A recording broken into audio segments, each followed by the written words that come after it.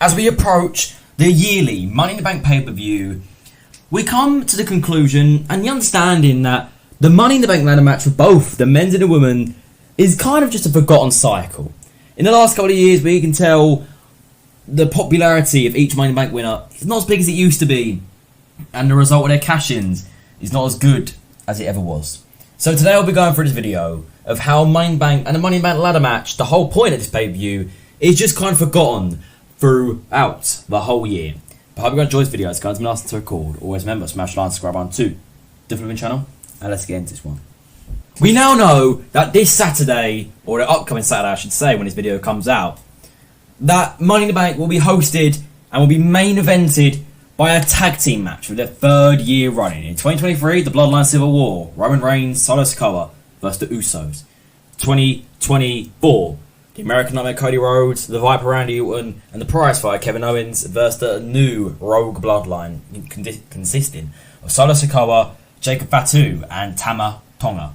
And this year it will be the Undisputed Champion John Cena and Maverick Logan Paul versus the World Heavyweight Champion Jey Uso and the American Nightmare Cody Rhodes in a tag team match to decide each man's fate from the upwards point to SummerSlam.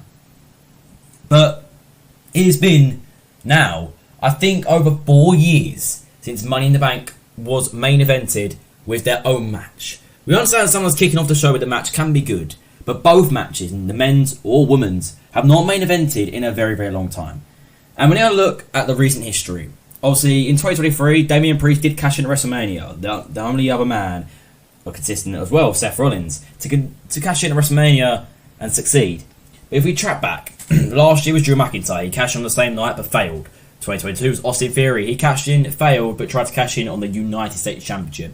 And then Money in the Bank states that we know if you win, you could try to cash in on either one of the World Championships.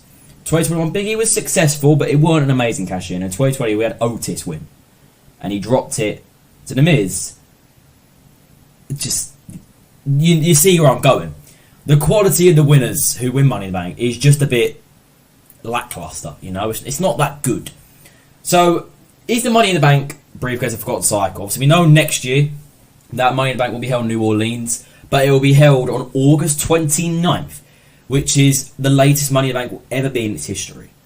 This gives me the thinking that for the first time Money in the Bank being after SummerSlam in 2026, it's kind of just an irrelevant pay-per-view. I think we can understand that Triple H is not a massive fan of the whole concept of Money in the Bank. And could we see the drop and maybe the decline of how many Money in the Bank pay-per-views there are? Could they soon to stop doing this pay-per-view yearly and just scrap the whole concept of Money in the Bank? I don't think this is a good idea, to be honest. I don't agree with it. I don't think it should be the idea. Because I love Money in the Bank. I think it's one of the pay-per-views that sets up for the rest of the year. And what could happen if it gives that tension for world champions that they could get cash in on any second. But here we are. Another Money in the Bank pay-per-view with no Money in the Bank match headlining the show. We know that the quality of outside the matches is very different to inside the match. We understand this tag team match decides the fate of each superstar for probably the next 3 months. But again, it just takes over Money in the Bank. It's a bit like, wow, another Money in the Bank PLE without a Money in the Bank ladder match main event in the show. I just think it's a bit disappointing. But what do you lot think? Is Money in the Bank a forgotten cycle? Is Triple H just using it just to bin it off straight away and just for some money? Because that could be a great possibility.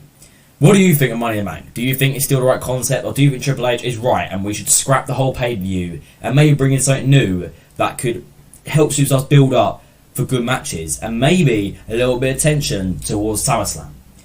Drop a comment down below, obviously. But thank you for watching. Has been asked to record. Always remember, smash like and subscribe on to the Flipping channel, and I'll see you little day faces soon. Goodbye, guys.